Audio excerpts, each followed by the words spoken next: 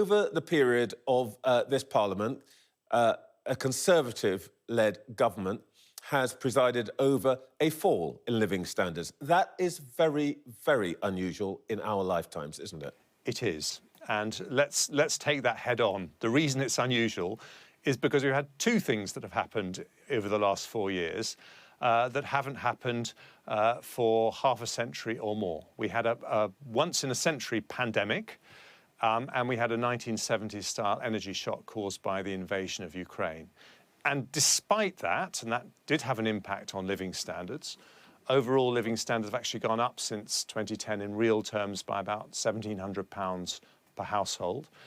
And they have recovered from those big shocks in the last 4 years better than countries like Germany, Austria or Sweden.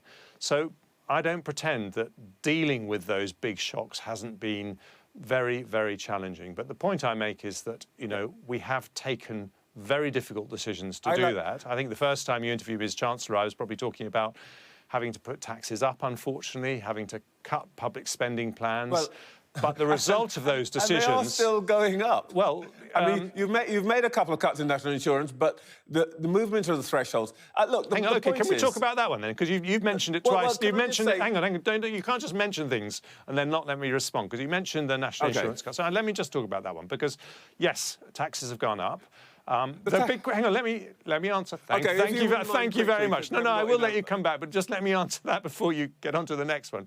The question in British politics is, do you think they need to stay high, or do you want to start to bring them down? Now, in her May's lecture, the Shadow Chancellor didn't mention bringing down the tax burden once. I have now brought down taxes significantly in an autumn statement and in the budget. They're still not down to where they were before. Hold on, let me hold on while I respond. So I'm just saying that is the choice. Burden is still rising. Yes, hang on, let me answer. Projecting it to 37.1%, if I remember properly from your speech, because I listened to you very carefully. Well, then, will you give me a chance to answer your questions very carefully now, dearest Trevor, because I am trying. My budgets have actually reduced the tax burden by about 0.6% of GDP, but I've always been completely open about the fact that we have had to put taxes up to deal with that pandemic. I think it was right to support families through the pandemic and the energy crisis. But the question now is whether you want to bring them down. Now, I look around the world, and I do want to bring them down, not just to put more money into people's pockets. That's very important. Hang on,